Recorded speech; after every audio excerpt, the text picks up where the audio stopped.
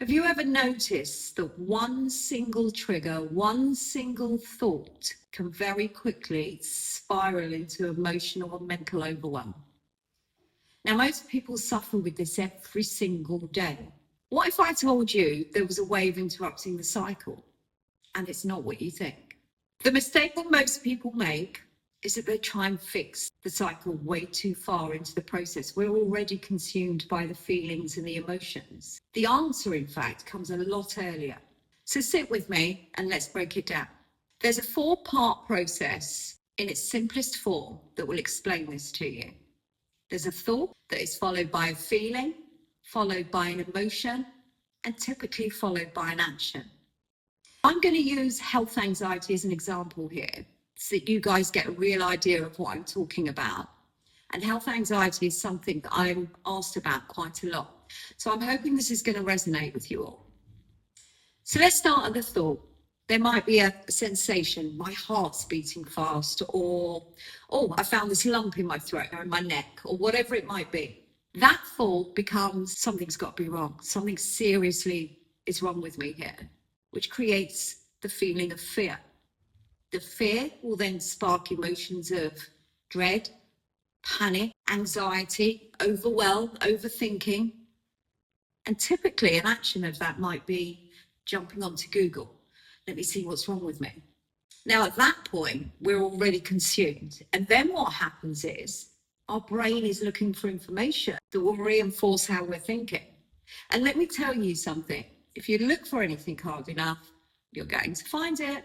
So with the health anxiety, you have that sensation, your brain tells you something's wrong, it creates a feeling of fear, we then go to the emotion of panic, overwhelm, dread, I'm going to die, and then the action or the behaviour is Google searching. And at that point, we might find 3 or 4 other symptoms that we were completely oblivious of and convince ourselves we have those as well. And there we are, in the fiercest, fullest form of health anxiety. Now, the problem that I found is, mistakenly, we try and fix the feelings or the emotions. How do I stop myself panicking?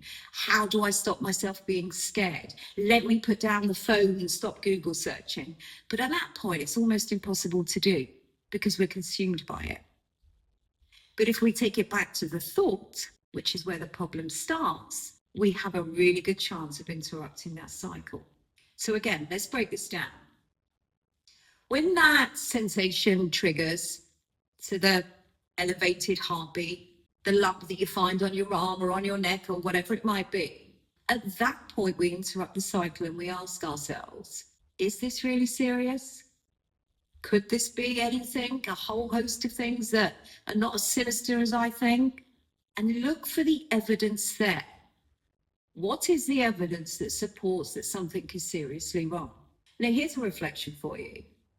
It won't have been the first time that this cycle has happened to you. So if you can't find any evidence to support this is just anxiety, then think back to the last time that you had it. You're still alive, you still survived, you're still here, and it's replaying again. Instead of allowing those subconscious thoughts to take you through a spiral that becomes unbearable, stop in the moment that thought enters your head. Just for a minute, pause. Look for the evidence that supports something is wrong with you. You might have an elevated heartbeat, but if you start going through panic, fear, and dread, your nervous system is going to start living what you are thinking. And then you reinforce that cycle and it takes control of you. Now, when I look back on my life and I connect the dots and started doing the work to get me out of these negative thought patterns and emotional loops, I recognized that it started at quite a young age for me.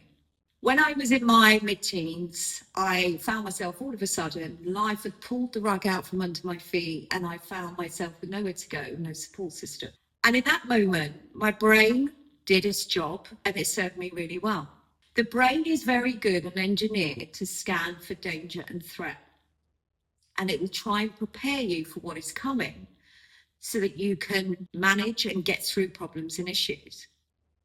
Unknowingly to me at the time, once I got beyond that problem, thankfully, That process had subconsciously strapped itself to me. And instead of helping me, it started to hinder me. My brain, through every area in my life, started to scan and look for threat and danger. My nervous system and feelings and emotions would follow that. And all of a sudden, even when there was no threat or danger in my life, or certainly things or incidents that were more than survivable and manageable, my brain continued to look for that danger and threat. And subconsciously, I continued to feed it. And so all of a sudden, I found myself struggling with anxiety in work, in relationships, on my own at night, constantly looking for danger or threat. Now, the work that we do at Shared Sanctuary is to identify those subconscious negative patterns and to recognize when to use them and to be consciously alert of when we don't need them. And it's in those moments that we start to steady ourselves, calm ourselves, and do what we're supposed to be doing, which is enjoying life. So please visit the website, like, share, and subscribe so that we can reach as many people that need it, but also so that I can reach you again with more tips, more insight, and more resources. You don't have to struggle alone. There is an abundance of opportunity to change small things in the way that you think and feel so you can respond to life in a lighter, more enjoyable, and peaceful way. I'll see you soon.